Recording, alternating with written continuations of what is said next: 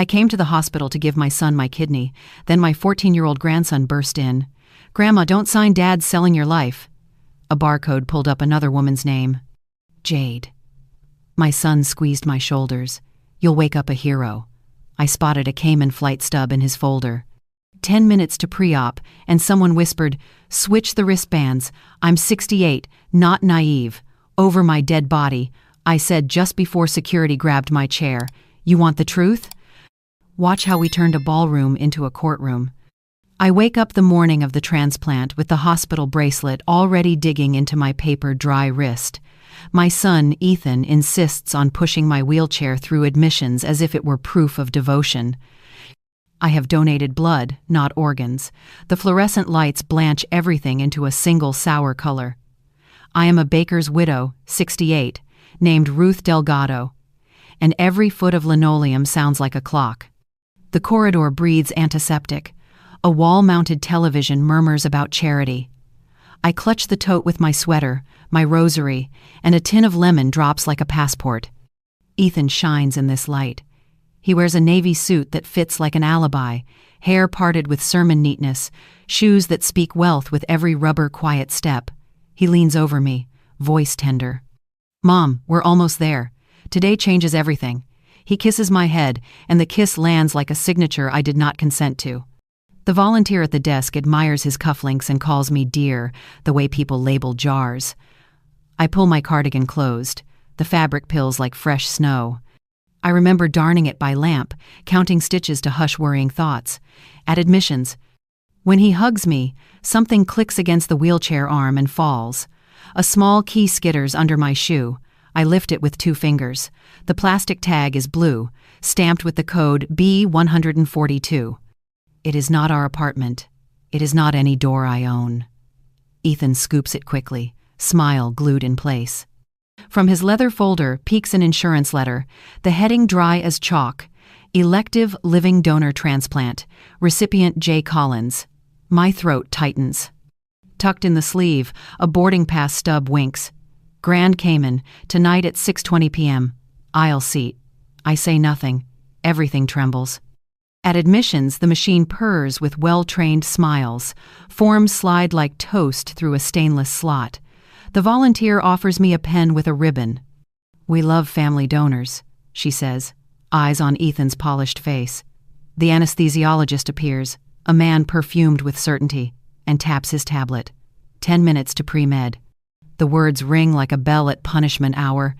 The desk lady tells Ethan his suit is elegant. I feel shabby in my thrift store cardigan, the one I darned myself. Class sits on my ribs like a second binder I never ordered. On purpose, perhaps.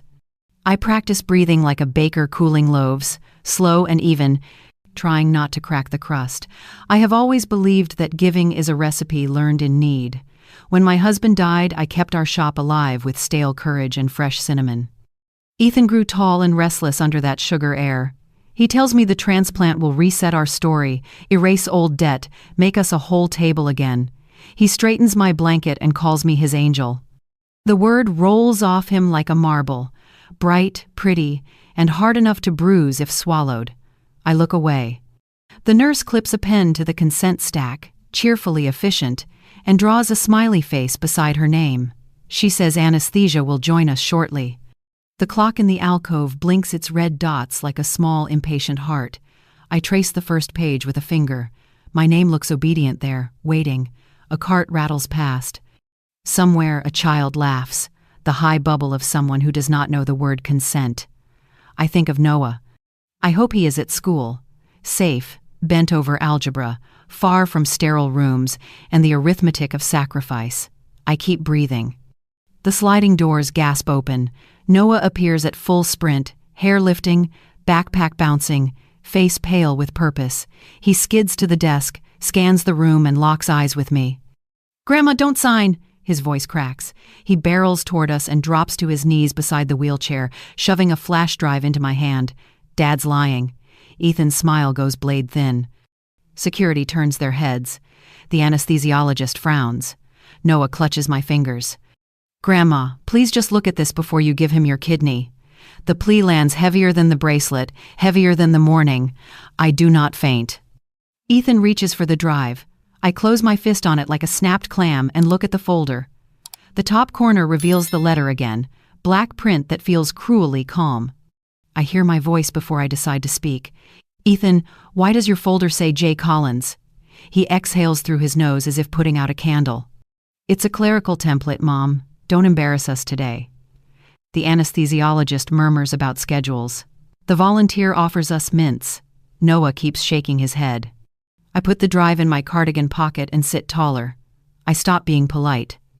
A poster near admissions shows smiling families in perfect kitchens, a slogan promising miracles within reach.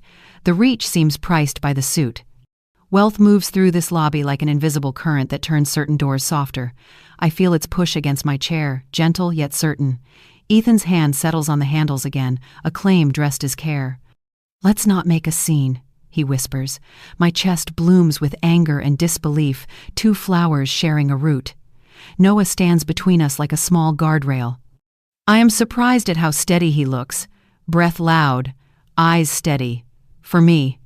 The admissions clerk, a young woman with a name badge shaped like a star, reaches for the letter when she sees it peeking. Let me scan that barcode for the file, she says, routine and sunny.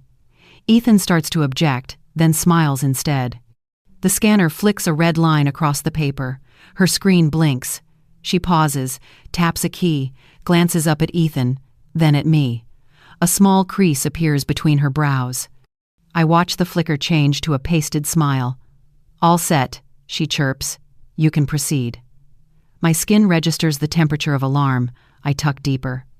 What I cannot see, I infer from her eyes. The screen pulled a profile that is not my son.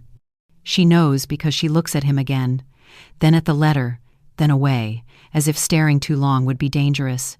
She licks her lips, clicks to another window, and the tone of her voice floats higher. Somewhere deeper, someone prefers that questions sleep. The barcode did not lie. The smile simply smothered it. Noah leans close and whispers, "Grandma, please trust me." I squeeze his hand. My bracelet scratches my wrist like a nervous insect trying escape. From who? Ethan leans over me, smile restored, breath mint sharp. Mom, let's keep this dignified, he says. Dignified means quiet. Quiet means no questions.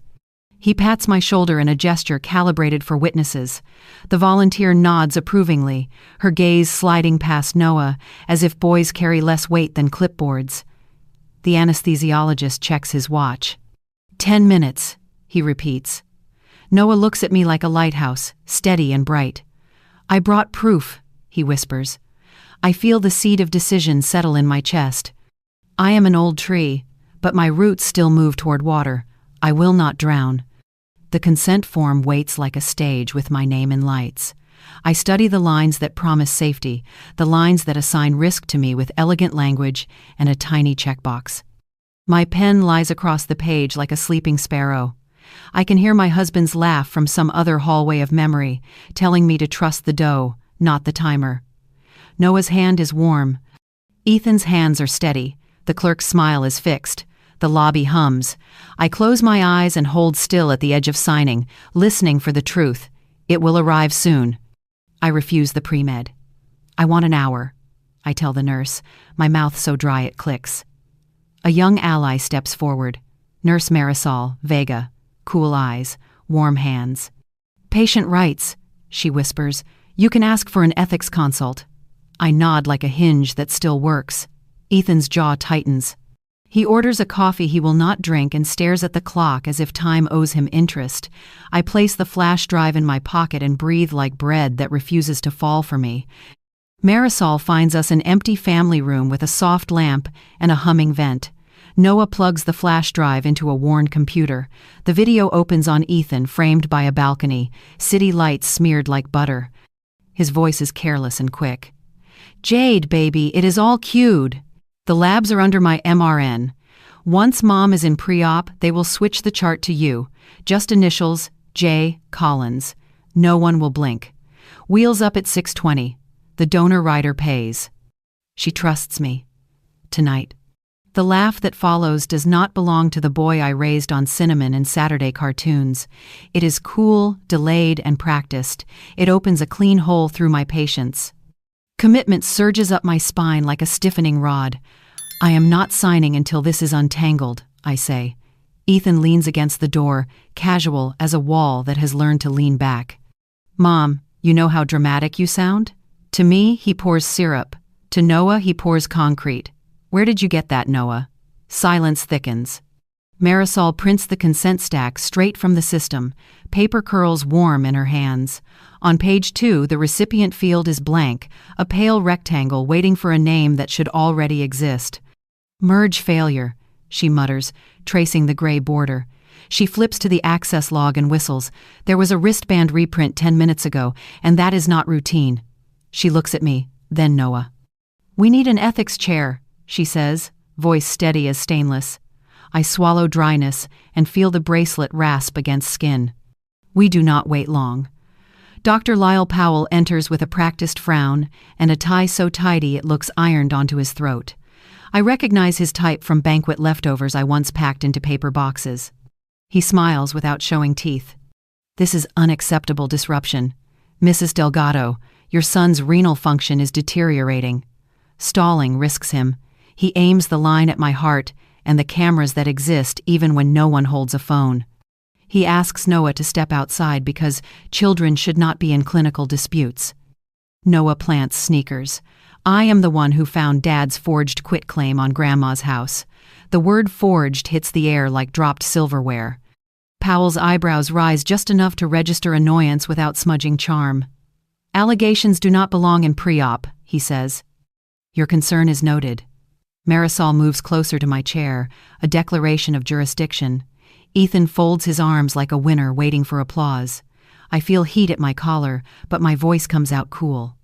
We will speak in a room where records can breathe. Marisol shepherds us back to the family room and shuts the door with a firm click. Outside, machines sing a corporate lullaby. Inside, air feels like water set to boil. She spreads the consent pages across the table so every line can stare back. A blank field invites a hand, she says.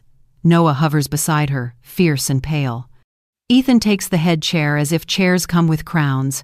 I touch the page edge. I am not a delay, I tell the room. I am a witness with lungs.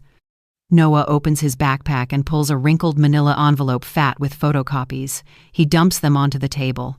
On top lies a quitclaim deed that bleeds toner at the edges. It transfers my apartment to Ethan for caregiver efficiency. My name sits there, almost correct, but the letters lean left like tired trees in wind. The notary stamp reads, B142 Realty and Storage. I see the blue tag in my mind, small as a fish scale. A path opens. Find the unit. Find the notary. Find the plan.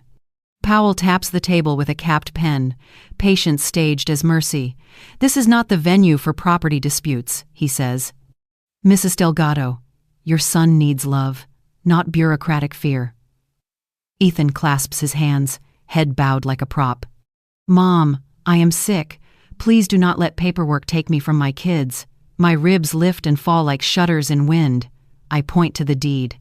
You can have my kidney when you put my house back. He looks up, eyes. The house was always mine in spirit. Marisol's voice slices through the fog. I am flagging the chart. Ethics consult now. She speaks into a hallway phone with the brisk calm of someone who makes storms kneel. She lists names, cites policy, and drops phrases that sound like locked doors. Ethan paces a track, measuring the floor as if it were money. Powell reads silence like a script and waits for his cue. Noah watches the cursor blink on the consent form, a pulse of danger. I feel room tilt toward consequence and hold the table edge. Powell lowers himself into a chair, uninvited, ownership disguised as courtesy. He speaks softly, as if softness can sew a wound. Mrs. Delgado, the window for living donation is not unlimited. Fear will talk you out of love. His nails shine, his pen clicks like a well-shut door. I picture banquet plates, gold rims, and how men like him pocket gratitude like currency. Fear is not love's enemy, I say. Secrecy is. Noah nods. Ethan rolls his shoulders as if removing a weight. He smiles as if mercy costs. Marisol prints one more sheet, the MRN Access Report, a ladder of timestamp touches. Her finger traces the columns. "Here," she says, tapping a row glowing like a bruise. At 5:42, an admin account edited the recipient field. 5 minutes later, it was reverted. She looks up, eyes sharpened. "That is a ghost change. Someone tested a door." Noah exhales like he has been underwater. Ethan studies the ceiling. Powell clears his throat. The room knows what it means, even if no one volunteers the word insider. I taste metal at the back of my tongue, the taste of ovens and nicked skin. The plan forms simple as bread: stall, insist, and demand witnesses. Marisol nods as if she hears the recipe beat. "We document everything," she says. "We keep you awake and in agency."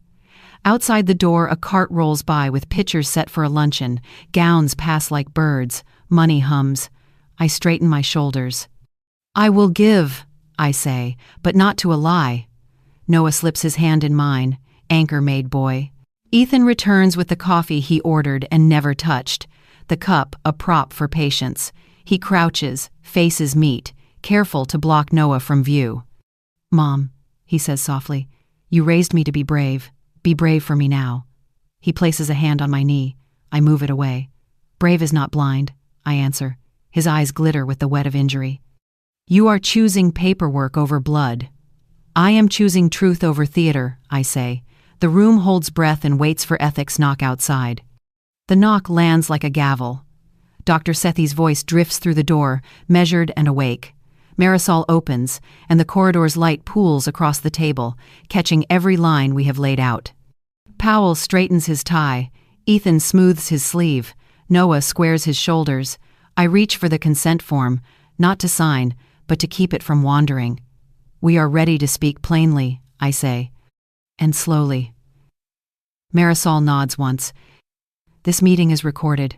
I sit tall. I will not be hurried. I will not be handled." Marisol kept us anchored while the corridor flowed past like a river we refused to enter. She lowered the blinds in the family room and handed me water with a straw. The plastic tasted faintly of lemon, or perhaps my imagination tasted safety. Noah stood ready by the doorway, a skinny guard dog wearing a backpack. He kept checking the tiny clock on the computer screen as if the truth might time out. I felt my old strength returning, the kind you grow lifting trays at dawn.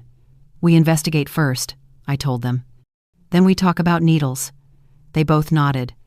Then Lena swept in, cheeks pink from the wind, hair pulled into the practical knot she has worn since grad school. My daughter's hug fit around me like a quilt you have used for years. "You won't sign," she breathed, already reading my face. "Not today."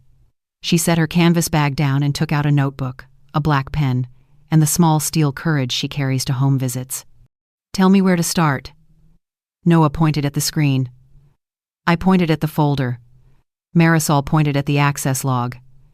"We work 3 fronts," I said. "Bank. Records.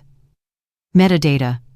Lena dialed the bank and asked for Mr. Klein, the only man who ever noticed my careful signatures and saved lollipops for tired tellers. She pressed the phone to speaker. "Mrs. Delgado's daughter," she said. "We need help with an attempted transfer and a suspicious power of attorney." The line clicked, then his familiar gravel voice filled the room. "I had a feeling something smelled off at dawn," he said. "Someone tried to move funds at 6:05. I froze the request. I was waiting to see daylight. Lena closed her eyes with thanks. I felt air return. "Please fax me any new documents your son presented," he continued, "and confirm that she is present, lucid, and consenting." Lena looked at me. I spoke clearly. "I am present, lucid, and not consenting to any transfers." He grunted. "Satisfied. I will email you scans of her signature cards within 10 minutes. Guard them like gold. If anyone asks you to sign, compare curves." His care loosened a knot behind my ribs. "Thank you, Mr. Klein." He cleared his throat. "Ruth, you taught me to make pie crust that winter fundraiser. I do not forget good teachers. Ever. Since then." While Lena handled the bank, Marisol escorted us to medical records, a quiet nook smelling of toner and tired courage. A clerk with kind eyes leaned over the counter when she recognized my bracelet. "I am not supposed to show you this," she whispered, "but I am supposed to protect patients." She slid a printout across the surface. Recipient placeholder J. Collins, blood type A positive. Donor Ruth Delgado, A positive. Ethan Delgado, charted as O positive on prior labs. The clerk swallowed. A mismatch this size would require special protocols. Marisol photographed the page and thanked her, very quietly. We rolled back toward the elevators, and Ethan intercepted us by the vending machines, that shining wall where people buy sugar for comfort and salt for regret. He planted one palm beside my chair and smiled for the hallway. "Mom, this is a template glitch," he said. "You do not know blood types." He reached for my hand, the tender grip he used as a boy when thunder melted the sky. I pulled away. "What did you promise, Jade?" His eyes flinched, then smoothed.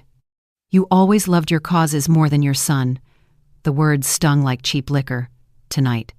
Past the machines, a line of volunteers wheeled carts toward the atrium where a charity luncheon was being built like a stage set. Tablecloths glimmered, gold rim plates shone, and a banner celebrated generosity with a font that looked expensive. I watched men in suits rehearse applause with their eyes. Marisol leaned close. "If you want a public reckoning, that room has microphones," she murmured. I pocketed the sentence like a tool. The thought steadied me. My cardigan felt less thin. There are rooms where truth cannot breathe. There are rooms where truth echoes. I chose echo. For myself first. Noah texted his teacher, Ms. Duffy, the only adult he trusted to translate machines into justice. He asked her to preserve the video metadata and check the geotag. She responded with the speed of a person who believes children when they say danger. Within minutes, she confirmed the timestamp was clean and that the balcony sat 3 blocks away at Skyline Suites, a glass tower with a view of the river and the hospital helipad. "Jade Collins is on the registry," she added. "Listed as guest of another adult. Room 1214. The hallway air sharpened like mint. Around." We returned to the family room to divide tasks the way you divide dough when the oven is almost ready. Lena would request the deed copy from the registry and wait for Mr. Klein's email. Noah would keep Ms. Duffy on a call and forward anything he received. Marisol would escort us as needed and keep an eye on the audit trail. "You two do not leave each other," I told them. "If one goes, the other goes." They nodded in rhythm. Ethan watched from the hall, expression blank as marble. Blankness was his favorite mask. It fooled good people. Ethan followed me to the vending bank and pressed B6 for a juice he did not need. Coins rang out like metal applause.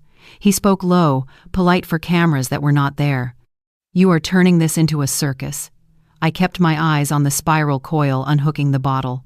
"You do not get to spend my body like a credit." He laughed without humor. "You always were dramatic. You always were careful when it served you." The bottle thumped into the slot. Noah reached for it and handed it to me. The plastic was warm from waiting. Lena rejoined us with cheeks flushed, holding printouts Mr. Klein had hustled through the line. "He froze everything under your name," she said. "Any attempt needs your voice in his ear." She laid down signature cards beside the deed copy she had requested by email. My real signature leaned right with quiet confidence. The other leaned left, impatient and showy. "You can see the tilt," Lena said. Ethan hovered behind her shoulder and scoffed. "Armchair forensics." I faced him. "You can have my kidney when you put my house back." He stared at the floor, jaw grinding, stone on stone. Ms. Duffy called again, voice bright with caffeine and righteous fear. She had leaned on a friend at the hotel desk. "They will not share details," she said, "but they confirmed a guest named Jade Collins checked in last night as guest of another adult. The room faces the river, floor 12. Checkout is scheduled for tomorrow." Noah's shoulders rose, then fell, like waves meeting a jetty. "So she is close," he said. "Close," I echoed. Marisol scribbled times on a sticky note and tucked it under my folder clip. "Close helps," she said. "Close means leverage, if used right." Ms. Duffy insisted on redundancy. She mirrored the video to a cloud archive and sent Noah a read-only link. then guided him through exporting the location data into a simple map with a red dot that even the most elegant liar could not wave away. "Screenshots too," she said, "in case the map fails when it matters." He followed every step with grave care. Outside our room, a woman in a silver gown rehearsed a thank you speech into her phone, smile wide, vowels round. Money applauds itself. I breathed, reminding myself I deserved microphones too. And public ears. Minutes later, Noah's phone buzzed. It was a message from Ms. Duffy with 2 attachments. The first showed the airline booking page associated with the boarding pass stub we found. The second showed an itemized receipt routed through a corporate account labeled B142 Holdings. 2 seats purchased, same flight tonight, 1 aisle, 1 window. The names were masked, but the companion indicator glowed in neat blue. "He is not flying alone," Noah said. Marisol lifted her chin. "And the storage stamp paid for it." The room shifted, like a cake rising correctly after doubt. Proof makes air. I looked at my grandson, at my daughter, at Marisol, and felt the stubborn heat of the ovens I once kept alive when the winter power flickered. The world had tried to make me small today. The evidence had made me precise. "We do this carefully," I said. "We let the paper and the people speak together." Lena squeezed my shoulder. Noah squared his thin shoulders again. Ethan lingered outside the door, unable to stop orbiting. "You will make me sick with stress before the disease does," he hissed. "You already made me tired with secrets," I answered. "Enough. Now." We scheduled a same-day hospital ethics review, the way bakers schedule proofing. Precise, warm, and under watch. Marisol moved like a conductor, paging doctor. Sethi, the ethics chair, hospital counsel, social work, and coordinator Powell. Lena, already dialing, asked B142 Realty and Storage about a notary. The receptionist chirped, "Notary on duty until noon." Mr. Klein promised to email my signature cards, the steady rightward slant I learned signing delivery slips at dawn. We would compare every curve in the room. Noah sat beside me, jaw set. Evidence would speak. I would not be hurried today. I rehearsed my plan while the brightness of the corridor made everyone theatrical. Conditional consent, spoken clearly, written twice. First, the recipient field must say Ethan only, frozen in audit so no ghost hands could change it. Second, my house deed must be restored, notarized properly, recorded before any premedication. Third, the insurance rider must be canceled, and I alone will decide my care after surgery. Ethan believed patience meant surrender. He always mistook soft bread for weakness. I would offer him quiet terms, then insist on proof. If he loved life, he would love the truth's paperwork as well. They placed us in Conference 3, a windowless square with a brave fern and tissues arranged like folded doves. The table shone the way bakery glass shines after closing. Powell arrived first, immaculate beard catching the fluorescent hum. He carried apology like a monogrammed handkerchief. Dr. Sethi followed, steady gaze behind rimless lenses. Hospital counsel wheeled a cart with binders, smiling the careful smile people use near lawsuits. Social work introduced herself as Ada. Marisol set a recorder on the table and announced, "This meeting is being recorded." I unclasped my hands. Noah opened his notebook, tiny soldier beside me. Lena slipped in, breath fast from running the documents gauntlet. B142 confirms a notary on duty until noon, she said, holding her phone away so the speaker could chirp its own enthusiasm. An email pinged, "Mr. Klein's scans arrived with timestamps across the header. My signature looked like myself, rightward tilt, patient loops, the dot over the I wandering in later." Lena printed copies in the hallway and laid them next to the deed copy we suspected. Paper met paper. Differences glared. Noah photographed everything. Backing up to the cloud, Miss Duffy prepared like a parachute already. I cleared my throat and presented my plan before Powell could season the air. "I will offer conditional consent," I said, making my voice a clean ledger. 1. The recipient field must display Ethan only and be frozen in audit. 2. My house deed must be restored and recorded today. 3. The insurance rider is canceled, and I alone direct any post-operative decisions. Powell folded his hands, priestly. Counsel nodded, taking notes. Doctor? Sethi regarded me with quiet respect. Ethan watched my mouth, calculating the cost of each syllable like someone pricing ingredients backwards from the register and clerk. Ethan exhaled a wounded note. I accelerated some paperwork. I should not have. I was afraid, okay? I am sick. He slid a lab packet across the table, creatinine circled in hopeful yellow. Counsel frowned at me, as though generosity had rules I had violated. Powell leaned forward, voice feathered for sympathy. We can lock the recipient field, he said smoothly. Mrs. Delgado, sign here. We will fix the clerical confusion. The paper weighted like a sugared lure. My hands trembled, not with doubt, with fury cooling into caution. False victories always smell like candles burning in daylight to me. Marisol lifted the top sheet toward the fluorescent tubes as bakers lift crust toward a window. Why does your panel header show UTC +1? She asked, words crisp as crust. Powell shrugged, lazy elegance. New vendor, he said. Marisol laid yesterday's labs beside today's. Yesterday read local hospital time. Today wore a foreign clock. The mismatch glared. Doctor. Sethi's eyebrow rose, one small metronome. Counsel's pen slowed. Noah snapped a photo that caught the exact line. The canary beat its wings.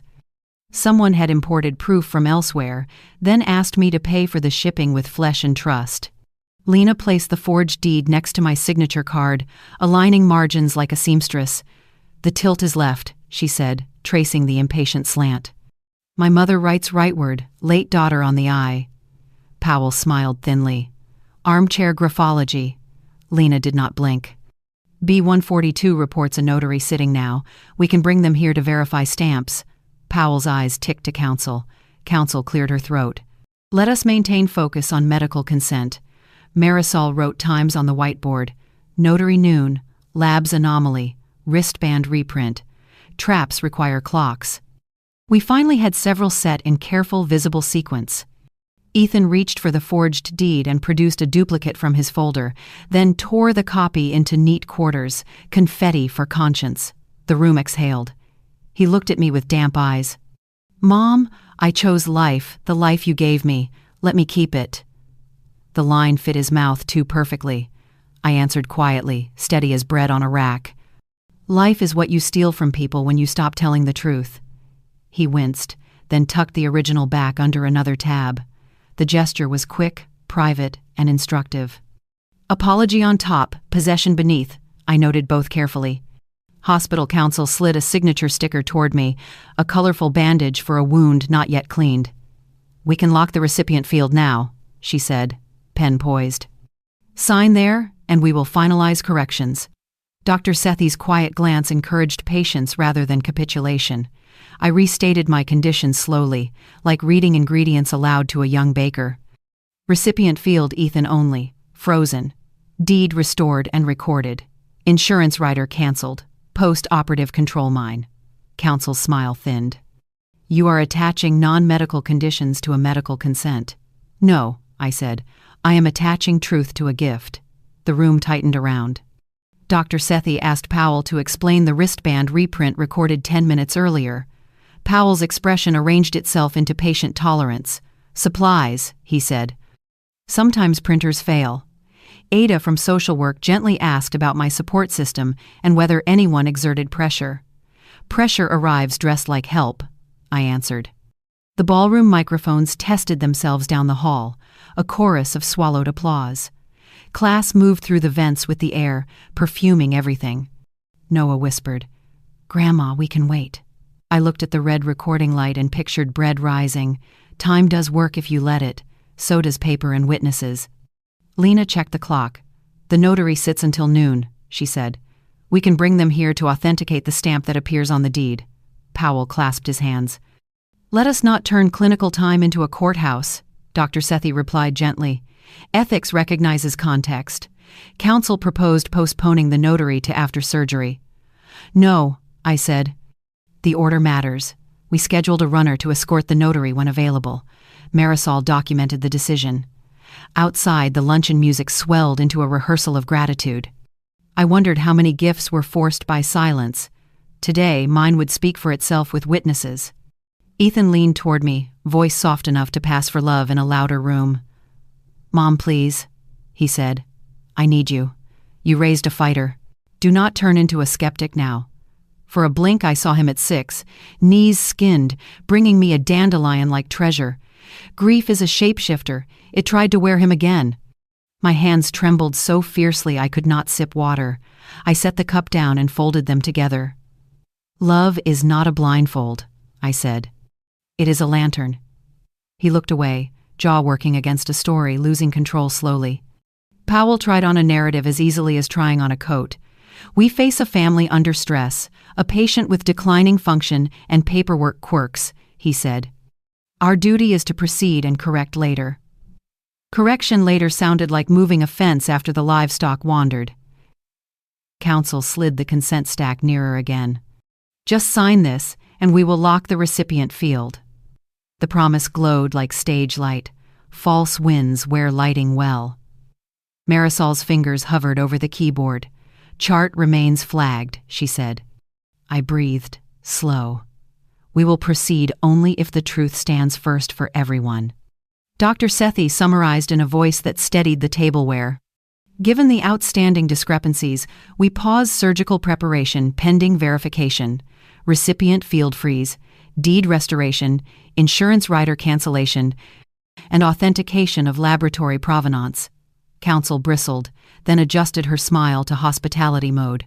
Powell nodded, a gesture without temperature. The runner left to fetch the notary. Marisol printed a stop order for pre-medication and clipped it to my chart like a red ribbon. Ethan stared at the door as if freedom sat on the far side. The luncheon applause drifted down the corridor, rehearsal for a different story than ours.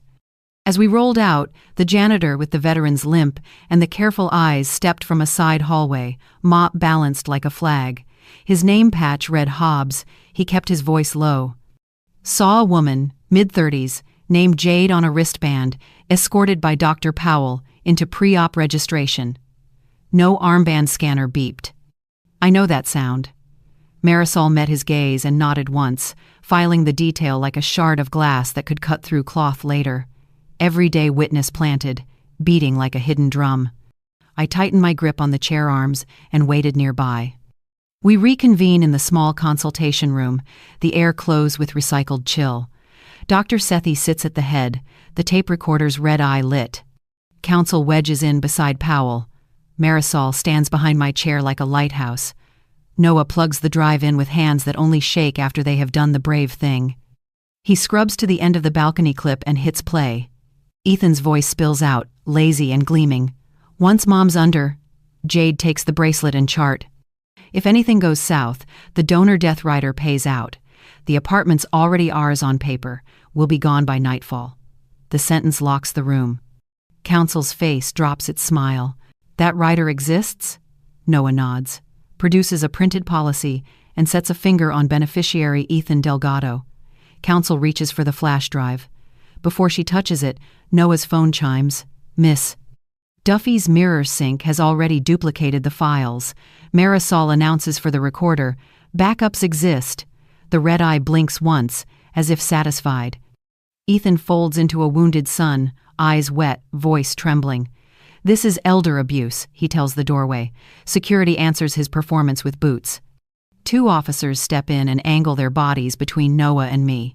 They are coercing her not to donate, Ethan insists. My mother is confused. Powell adds the gloss. "Let's take Mrs. Delgado to pre-med. We cannot let family drama compromise patient care." My wheelchair moves, handles turning under unfamiliar hands. I feel the floor begin to slide. "I am not a bag to be carried where my son wants," I tell security, letting my voice find its bone. One officer softens. "Ma'am, for safety, we'll escort you to pre-op." The wheels roll again. Noah lifts the policy like a flag. "Grandma, I'll prove the signature's fake. Don't sleep." His courage snaps the air. Marisol steps into the path. "Documenting transfer of custody of the patient," she says evenly. The recorder hums. Dr. Sethi lowers a hand for patience, thinking, measuring. The corridor yawns beyond the door. I tighten my grip on the armrests and keep breathing. Somewhere down the hall, applause swells for the luncheon. Indifferent. The sound passes doorway like weather. I plant my heels in the footrests and refuse to drift. "Slow down," I say to the room, to the man who calls me mother. The wheels hesitate, enough for hope to wedge in. An hour later, the counterpunch arrived with tidy letterhead and hard edges. Mr. Klein called first, voice tight. He had received a notice reviving a temporary medical power of attorney bearing my name and the same bad stamp. "Your accounts just locked themselves," he said. Someone used that paper to claim emergency authority. I felt the floor tilt. Social work followed with a whisper that became a file. An anonymous complaint claiming Noah was unstable, a self-harm risk who should be escorted out. Then Powell appeared in the doorway and warned I could be liable for causing clinical waste if I continued to obstruct. They rolled me anyway, brisk and polite, toward the silver doors of pre-op. A nurse swabbed my arm with brown chill, taped a line, and pressed a sedation patch against my shoulder. The cool spread like winter down a hallway. Ceiling tiles floated past in orderly squares, row, row, row. I have been a mother longer than anything. Giving is my oldest language. Now they prepared to harvest the part of me that proved I still knew how. Powell leaned close, breath precise. "Close your eyes. When you wake, you'll be a hero." "Keep me awake long enough to hear the truth land," I told Marisol. Ada from social work hovered, carrying a file that now carried a lie. "We received a report about Noah's safety," she said carefully. The officers who had shadowed us earlier drifted nearer, invited by paperwork. For now, the minor should wait in the lobby. Noah bristled but kept his voice even. "I am safer near my grandmother than anywhere else." The patch softened edges. I kept count of ceiling vents to stay present. Marisol planted herself between the bed and the door. "Patient rights pause," she said. "Consent remains voluntary, ongoing, and specific. She has not consented." The room chose not to hear. The door caught on a mop. Hobbs, the janitor with the veteran's limp, peeked in as if apologizing to the air. "Ma'am, you dropped this," he lied gently, and passed Marisol a torn sticky note rescued from Powell's office trash. In block letters it read, "Swap armbands at 12:05 JC. The letters pinched my lungs. Marisol's eyes sparked. She paged the anesthesia attending for a double-check pause, invoking the policy that slows hands before they change a life. The minute she won felt like a kingdom I could sit upright in. Hobbs nodded once and vanished down the hall. Security finally shepherded Noah toward the lobby, not rough, only firm, which can bruise differently. He kept his head turned, thumbs busy on his phone. Later I learned the message he sent Miss Duffy was simple as a fire alarm. Pull the storage unit footage. B-142. She called a friend who knew locks better than etiquette. Legal? No. Necessary? Yes. Together they reached the facility manager, a rule stickler who adored grandmothers and recognized my name from the caregiver deed. He agreed to open Unit B-142 on camera for the deed holder, with the care of a librarian. On the video call, the manager raised the corrugated door and let fluorescent light spill over a small monument to planning. A portable cooler sat waiting, lid bungeed shut. A plastic bin held branded patient armbands in different sizes. On a shelf, a notary stamp gleamed beside a fan of blank quitclaim forms. A folder rested on top, marker scrawl across the tab, JC Post-Op Recovery Airbnb. Miss Duffy asked him to hold steady while she captured screenshots and exported the clip. She sent the files to Noah, who sent them to Marisol. The patch cooled. My focus sharpened. In pre-op, a nurse with a flowered cap read my name twice and then tried to wheel me toward curtain bays. I kept my heels braced and repeated the pause. Powell reappeared with a smile that never touched his eyes. He reminded me again about liability for clinical waste, as if money leaked from an hourglass on my chest. My phone buzzed. "Mr.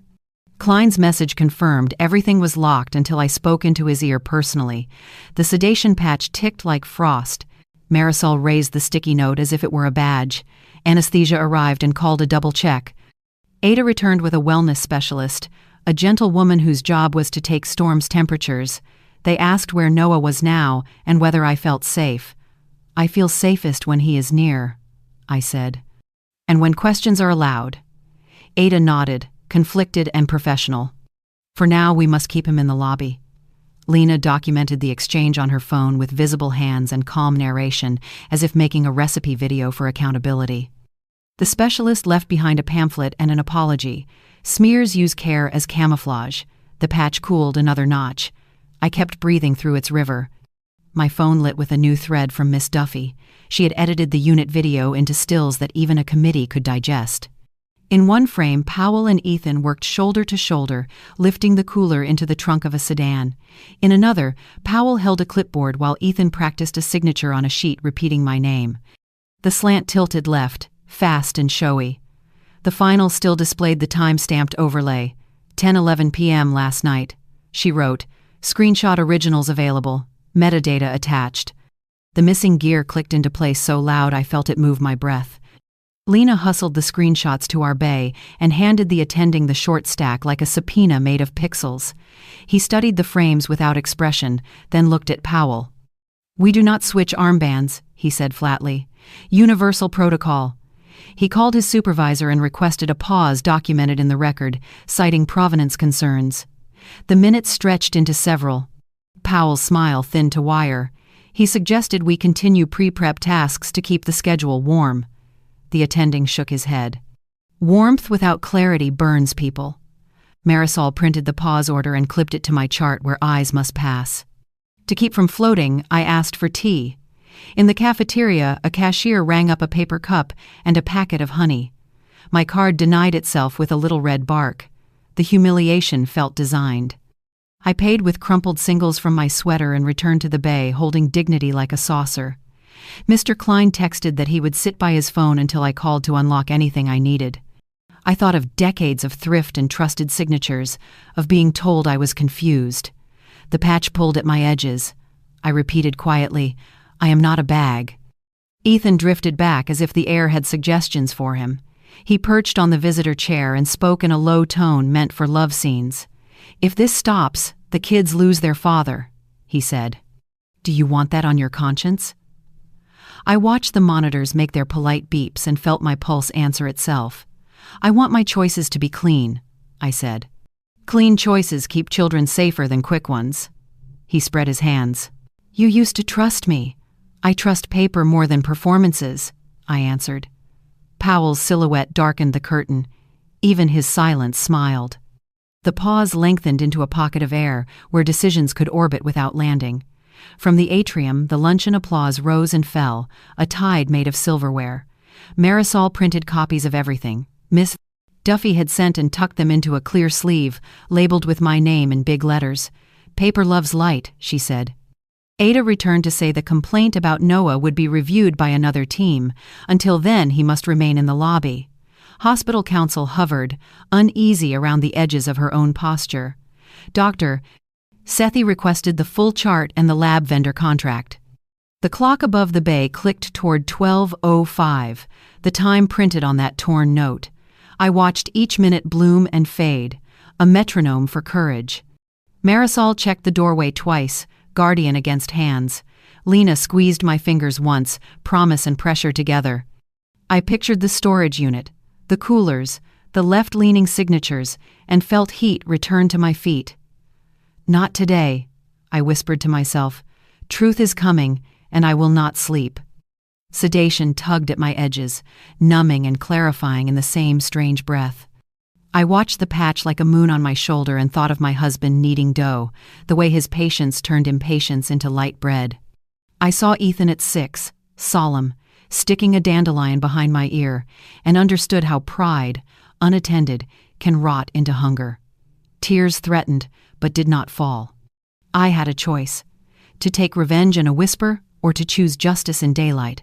I chose daylight, public, witnessed, documented. If truth needed oxygen, I would wheel it to the biggest room available. Marisol read my face and nodded, already dialing. She initiated a patient rights pause, the policy that pauses hands while minds catch up. Instead of toward the OR, she steered me toward the charity luncheon ballroom, where donors and physicians gathered under chandeliers and a row of open microphones. On the way, my phone chimed. "Miss Duffy airdropped a one-page deck, lab time zone mismatch, balcony confession with geotag, B-142 storage evidence, handwriting comparison, boarding pass companion ticket, wristband swap note. Mr. Klein hurried in clutching signature cards. Hobbs arrived in custodian blues, dignity worn like a uniform. Inside the ballroom, white linens rippled like small clouds, and a stage waited beside a giant screen displaying a looping slideshow of smiling recoveries. Servers polished silver already shining, the smell of lemon cleaner braided with citrus centerpieces. Wealth sat at every table in quiet heaps, endowments, naming rights, confidence. For a breath, I felt small as a receipt tucked under heavy china. Then the feeling passed. I had baked celebration cakes for people who never learned our names.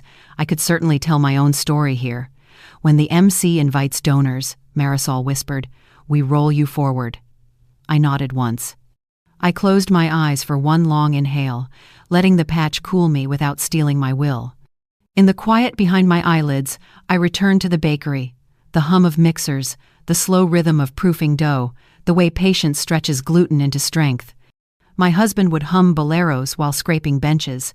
He believed silence could teach shape. I touched that memory like a talisman, and then pictured Ethan at 6 again, freckled, triumphant with a weed he called a flower. I loved that boy. Loving the man meant telling a crowd what he had done to us all. Miss Duffy waved from the tech booth, already plugging a borrowed laptop into the projector cable. She flashed a thumbs up. The deck was loaded. Mr.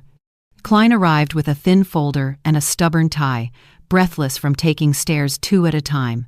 He set my bank signature cards on my lap like fragile china. Hobbs lingered near the back doors, mop propped against the wall, eyes taking attendance the way veterans do. Lena squeezed my shoulder and took her place at my right. Marisol checked the recorder in her pocket and aligned our stack of evidence for presentation. The master of ceremonies, a doctor with perfect hair and practiced warmth, tapped the mic and welcomed everyone to celebrate life, generosity, and the miracle of modern care. A slideshow cycled through names of benefactors, polite applause swelled and ebbed. He invited inspirational donor stories, and a woman in pearls spoke briefly about her sister's transplant. When he asked if any other donors wished to share, I lifted my hand. Marisol looked to me for permission one last time. I nodded. She wheeled me toward the ramp while Lena and Noah flanked us, and the room adjusted its posture collectively. The lights were kind but bright. I took the microphone with both hands, grounding it the way I ground dough before shaping loaves. The hush held. My name is Ruth Delgado. I came here to give my son my kidney.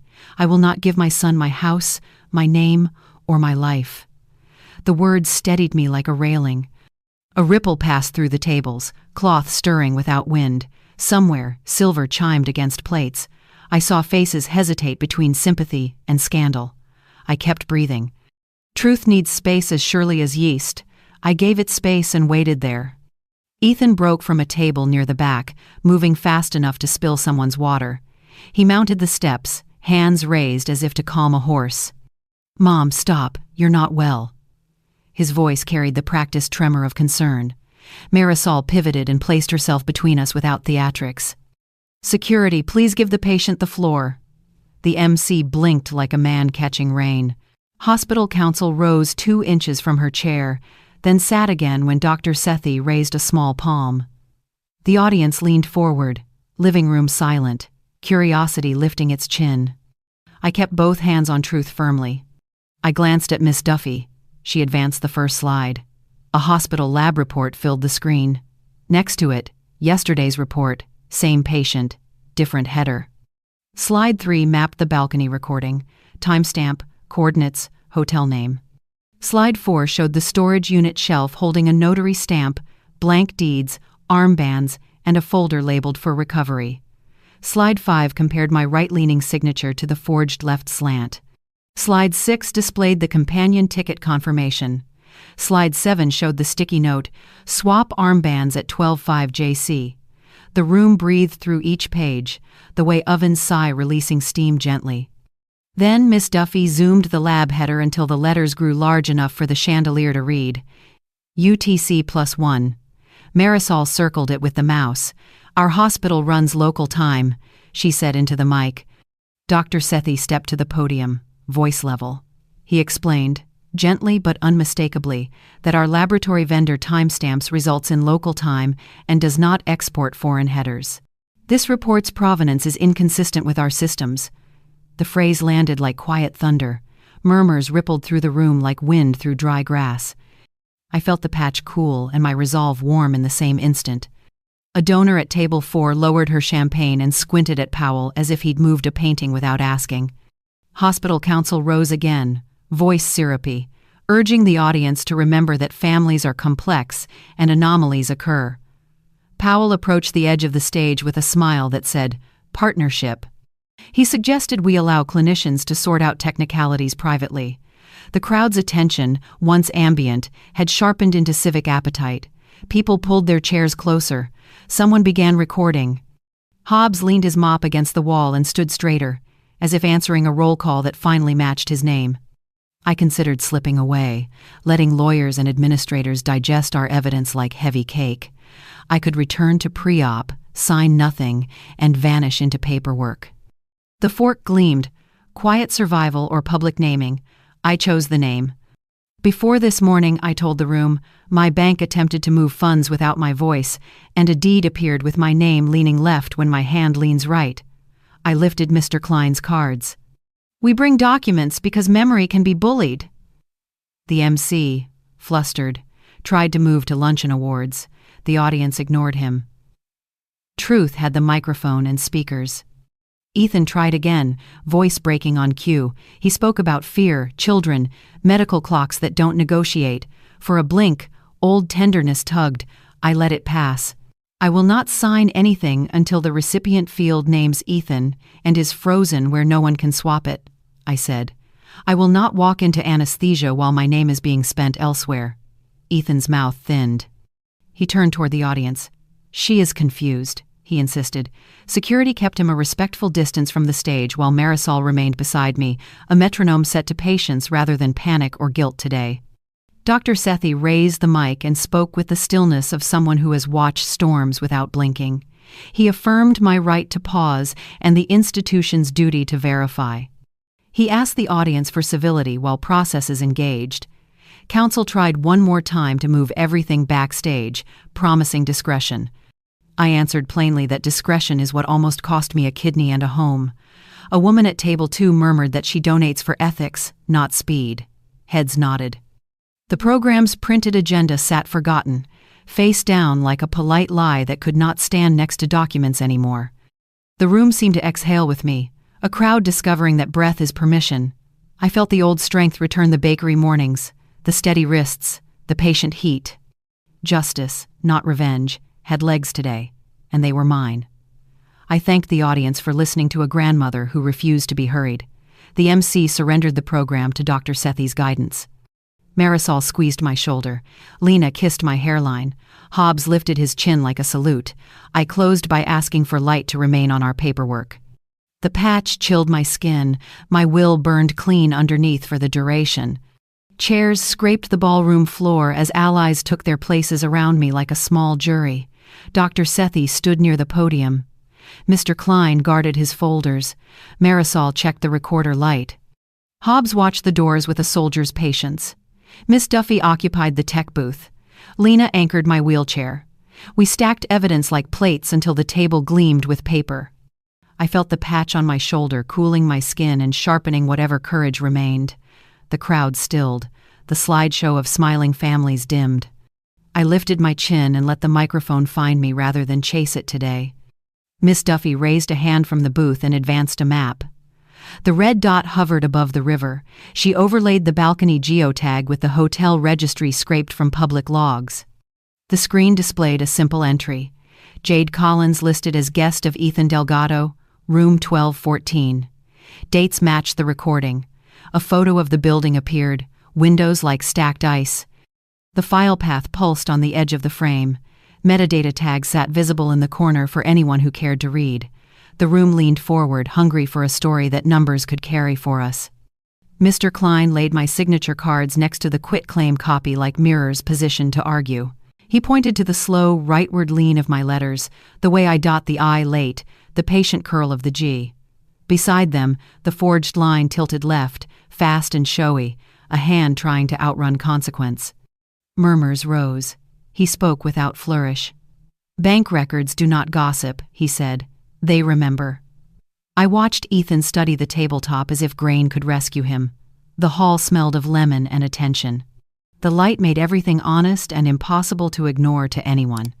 Hobbs cleared his throat near the aisle microphone, hat held politely against his side. His voice carried the steadiness of a man who counts beeps for a living. "No scanner beep when Jade crossed pre-op," he said. "That sound is muscle memory to me. When it fails, I notice. If the hospital wants to fire me for saying that, they can. But the truth is louder." He stepped back, eyes level. People turned toward the doors as if they could hear silence retroactively. Courage looked ordinary in his hands. The mop leaned like a flag beside him quietly there. Marisol took the lectern and explained the audit trail in language anyone could cook with. "At 5:42 in the morning, an admin account edited the recipient field," she said. And minutes later, someone reverted the change. "It looks like a person testing a secret door." She kept her tone calm, clinical, patient. On the screen, the log appeared as a simple ladder of timestamps, neat and undeniable. A few physicians in the crowd bent forward, frowning as professionals rather than donors. The red indicator on the recorder glowed like a coal. The story wrote itself plainly here. Powell slid into the frame with a smile lacquered to compassion.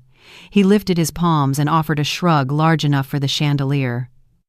"Clerical anomalies happen," he said. "Systems are complex." He suggested moving the conversation back to private rooms. Before the crowd exhaled, a woman in a green suit raised her hand. Her tone was desert dry. "I donate to ethics, not anomalies." She did not sit until the sentence finished traveling the length of the room. Applause followed, not loud, but committed. Powell's smile tightened to wire. He lowered his hands and waited for another angle later. I took the microphone again and breathed like dough proving in a warm bowl. "Money can be generous or it can be a mask," I said. "Today I need it to be ears." I pointed toward the screen where the map and the logs still waited. "This is what happened to a grandmother who came to give. I did not speak about love as drama. I spoke about consent, and names, and the price of silence. Some faces closed, more opened. I felt the room decide that dignity was worth an extra hour. The patch cooled, my will held steady. Ethan stepped to the microphone with tears shining like stage lights. He spoke of childhood, of illness, of calendars that do not negotiate with fear.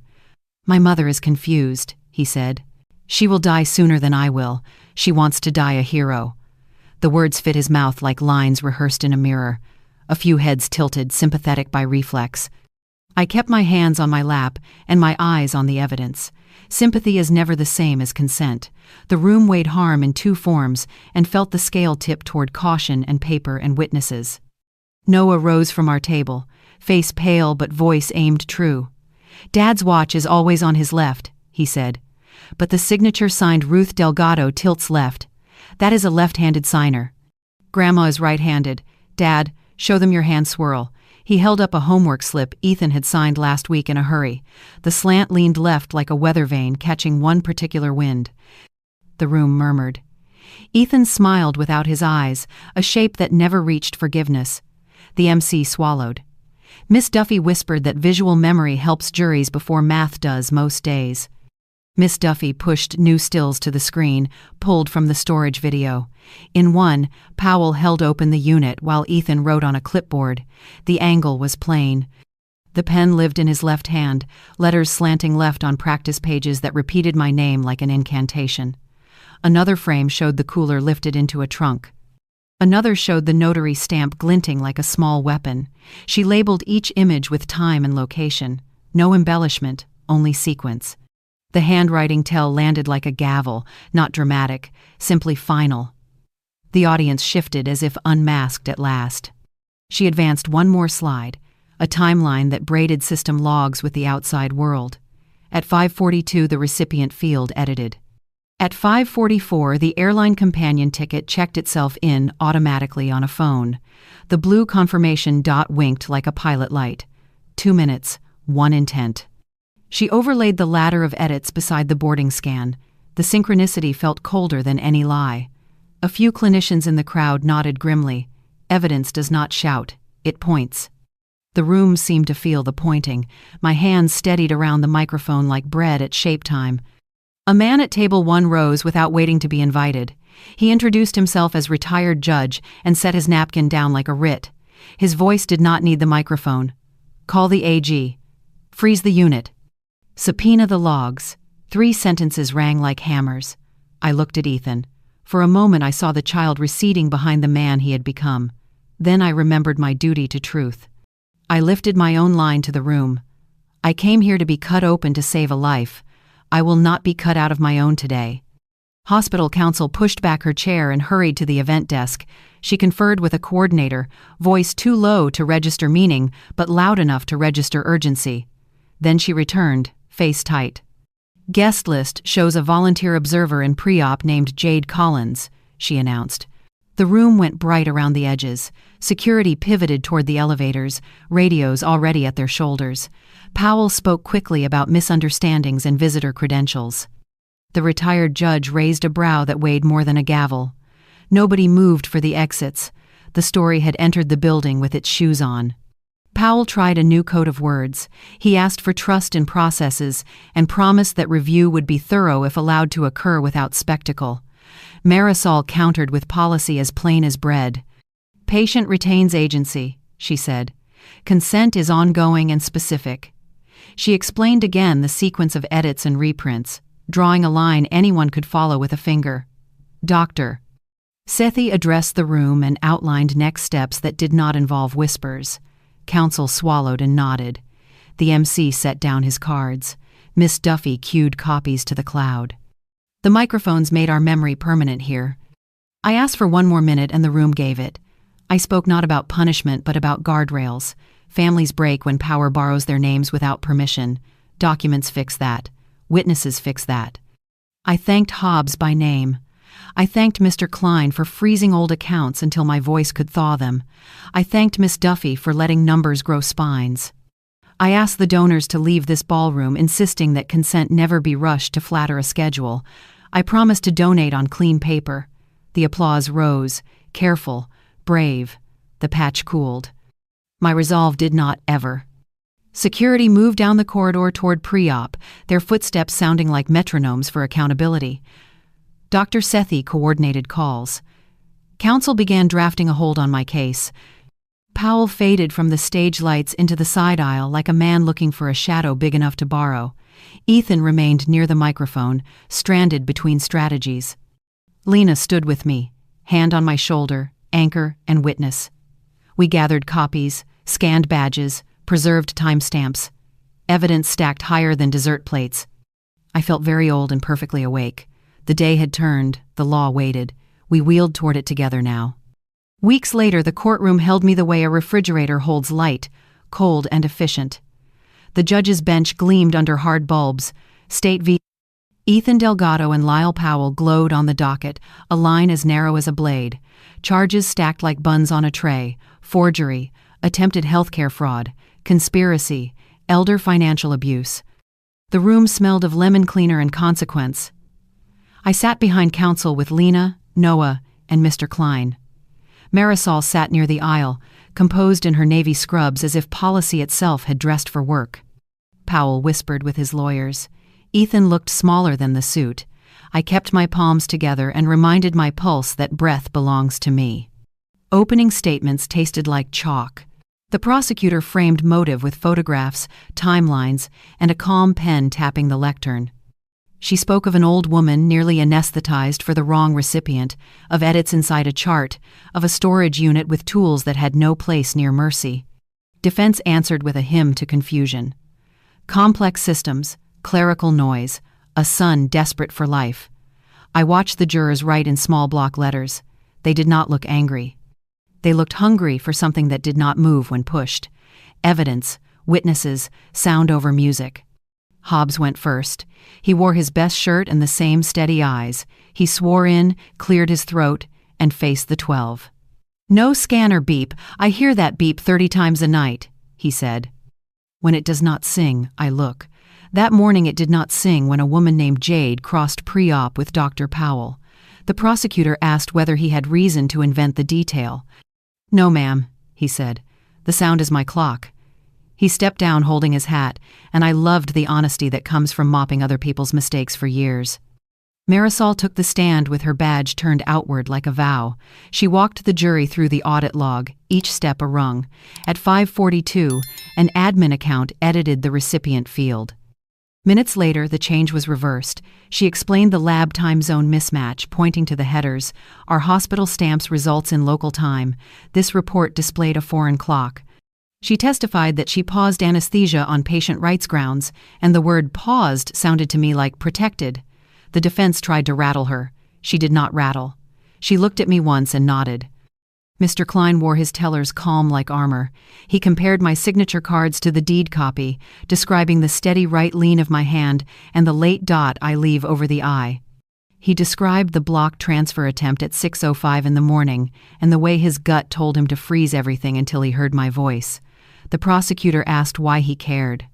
He said, "Because trust counts as currency, and I do not let thieves print more." A few jurors smiled without smiling. Numbers moved their pens, ethics moved their eyes.